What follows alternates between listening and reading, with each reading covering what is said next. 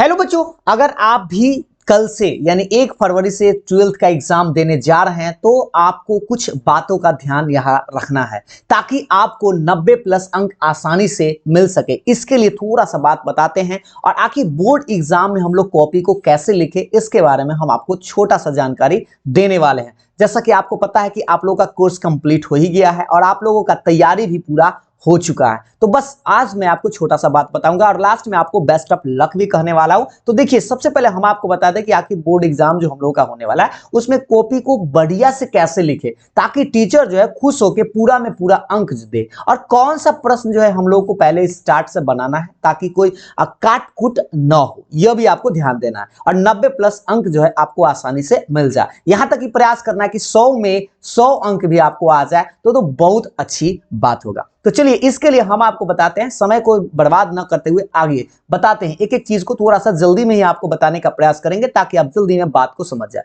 जैसा कि आप सब लोगों को पता ही है कि 100 मैथ्स की बात करते हैं, खास करके सबसे पहले कि 100 अंक का आपको एग्जाम होने वाला है, लेकिन आपको पता होना चाहिए कि आपको 200 अंक का परीक्षा में प्रश्न देखने को मिलेगा। और वो कैसे, आपको पहले दो चीज आप समझ लीजिए कि एक ऑब्जेक्टिव टाइप का प्रश्न होता है और एक जो होता है वो सब्जेक्टिव टाइप का। थोड़ा सा इसके बारे में पहले से भी आपको पता है, लेकिन हम जल्दी में थोड़ा सा बता देते हैं। जैसा कि आपको याद है, 100 को प्रश्न जो है आपको दिया जाएगा जिसमें कि आपको सिर्फ और सिर्फ 50 को प्रश्न को ही उत्तर देना है। अभी कैसे देना है, तो सबसे पहले हम बता दें, ओएमआर सीट में याद रखिएगा कि आपको 50 को घर को मतलब पेंटिंग करना है बढ़िया से। और कैसे पेंटिंग करना है, जैसे मान लीजिए 100 को प्रश्न अगर कोई स्टूडेंट देख रहा है तो आपको पहला प्रयास क्या करना है, 1 से लेके 100 गो प्रश्न को देखना है। याद रखिए, सबसे पहला बात, और उसी प्रश्न को सबसे पहले बनाना है जो आपको आसान हो और 100% विश्वास हो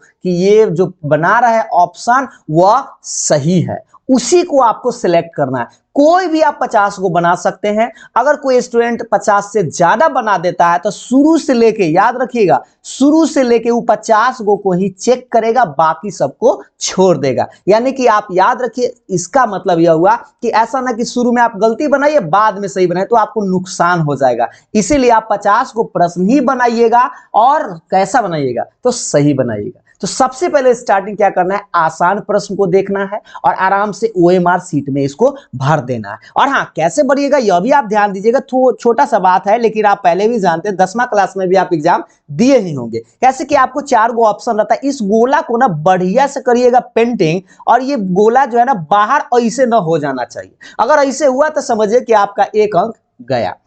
तो पहला प्रयास यही करना है कि जब भी आप गोला पेंटिंग करते हैं तो आराम से करिए और घर पे भी आज ही एक बार प्रैक्टिस भी कर लीजिएगा तनी गोला करने का, ताकि अच्छा से वहां पे हो सके। ठीक है, इसमें आपको पहला तो ऑब्जेक्टिव तो आपको लगता है 1.5 घंटा आपको समय दिया जाएगा और पहले आपको उसको ओएमआर सीट को भर के आपसे वो ले लेगा। ठीक है, उसके बाद जो है आप लोगों को, तो जैसे ही आप प्रश्न को बना लीजिएगा, जैसे ऑब्जेक्टिव वाला प्रश्न आपका ले लेगा, मतलब ओएमआर सीट आपको ले लेगा, उसके बाद आपको बनाना पड़ता है सब्जेक्टिव क्वेश्चन। तो सब्जेक्टिव क्वेश्चन आपको कहां से स्टार्ट करना है, तो 2 नंबर वाला प्रश्न पूछता है और 5 नंबर वाला प्रश्न। जैसा कि आपको याद है, 30 को प्रश्न में से आपको कोई भी 15 को प्रश्न का उत्तर दे देना है। अब कैसे लिखना है यह भी हम आपको बताएंगे। तो 15 को प्रश्न ही आपको बनाना, आप कोई भी 15 को प्रश्न आराम से बना लेंगे। और कौन सा स्टार्ट करेंगे, तो सबसे पहले आसान प्रश्न को लिखना शुरू करेंगे। ठीक है, यह भी आपको बताएंगे। और 5 को प्रश्न, ये जो 5 अंक वाला प्रश्न है वो 8 को पूछेगा जिसमें कि 4 को आपको बनाना है। ये बात तो आपको सबको पता है।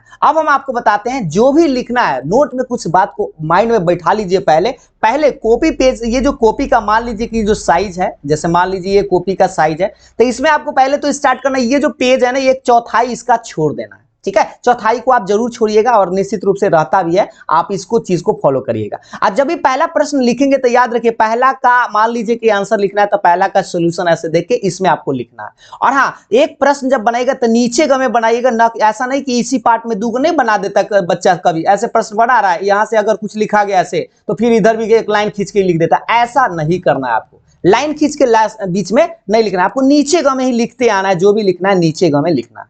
और इसमें सबसे बड़ी बात है कि जो पहले, देखिए सबसे पहले याद रखिए, कहावत सुने होंगे कि first impression is last impression. Teacher को आपको खुश करना है।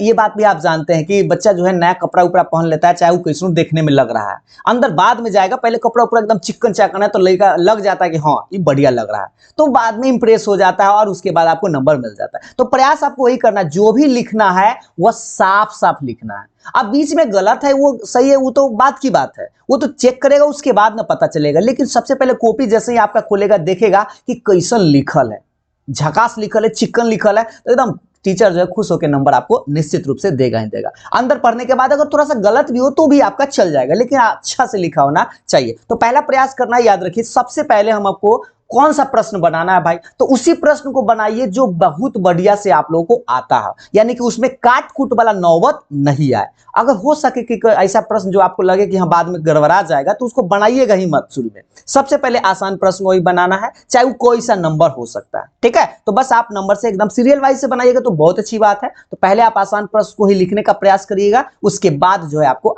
उसके बाद थोड़ा सा हम आपको बता दें कि यानी आसान प्रश्न को ही आपको शुरुआत करना है और नीचे की तरफ लिखना, ये बात आप फॉलो करिएगा। जो बीच में इस लाइन खींच के जो इधर भी बना देते हैं वैसा नहीं बनाना है, ठीक ना। और उसके बाद आप एक बात याद रखिएगा, काट कूट नहीं करना, ये तो हम आपको बता ही दिए हैं। और जो प्रश्न न आए उसको क्या करेंगे, तो याद रखिए वैसा आपको नौबत नहीं आएगा, क्योंकि आपको पता है क्वेश्चन की संख्या दुगना है तो आधा ही प्रश्न आपको बनाना है, आराम से बन जाएगा। और जब मान लीजिए कि मैथ्स में तो हो गया, जो प्रश्न नहीं आए तब आप क्या करिएगा, तो लास्ट में जो मन आए सो लिख सकते हैं, लेकिन उसी से रिलेट करके लिखिएगा। वो भगवान भरोसे नंबर दे भी सकता है, ना भी दे सकता है, क्वेश्चन को छोड़ना नहीं है। उसी तरह से इस्तेमाल कर सकते हैं आप अदर सब्जेक्ट में भी। तो अदर सब्जेक्ट में लिखने का थोड़ा सा ये पैटर्न आप जान लीजिए, जैसे आपको लिखना कैसे है। मैथ्स में पहले थोड़ा सा बात कर लेते हैं।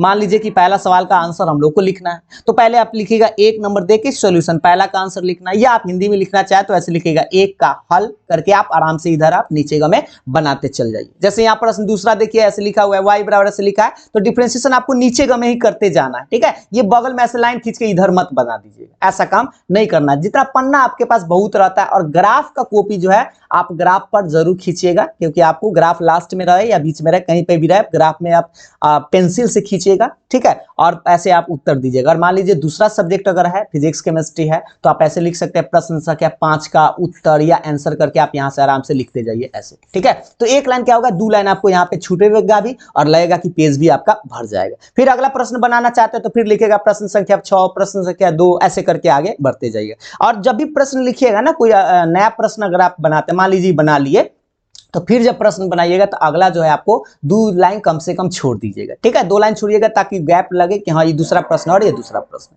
बात समझ में आ गया। तो यहाँ आपको छोटा सा बात फॉलो करना है और उसी प्रश्न को बनाना है जो पहले आसान हो। और हाँ, 4 से 5 पेज आपको बहुत बढ़िया लिखना है, ताकि लगे कि हाँ ये बच्चा जो है अपने मन से बढ़िया से पढ़े हुए है और इसको कोई दिक्कत नहीं है, और टीचर भी खुश होकर आपको बढ़िया से नंबर दे देगा, ठीक है। तो बस लास्ट में बस यही करना है कि आप लोग जो भी लिखे साफ सुथरा लिखे, खिचिर मिचिर जो होता है वो नहीं करे, जो भी अच्छा से आता है पहले शुरू में उसी को बनाए और आपका अच्छा नंबर आएगा ही आएगा, ठीक है। लास्ट में आप लोगों के लिए ये रहा, बेस्ट ऑफ लक। 90+ लाना है तो लाना है, और स्माइल तो करना बनता है। तो इसी बात पर सभी लोग, सभी स्टूडेंट, जो भी स्टूडेंट्स 2023 में 1 फरवरी से आप लोग एग्जाम देने वाले हैं, उन सभी के लिए बहुत बहुत बेस्ट ऑफ लक। और आप लोगों को शुभकामना है कि 90+ अंक आप लोगों को जरूर मिले। और पहला दिन मैथ ही है, मैथ में झंडा गाड़ देना है। तो चलिए एक बार जोरदार स्माइल करके कमेंट भर दीजिएगा, ताकि ये ज्यादा से ज्यादा लोगों तक वीडियो पहुंच जाए। तो एक बार लास्ट में फिर से best of luck. Thank you.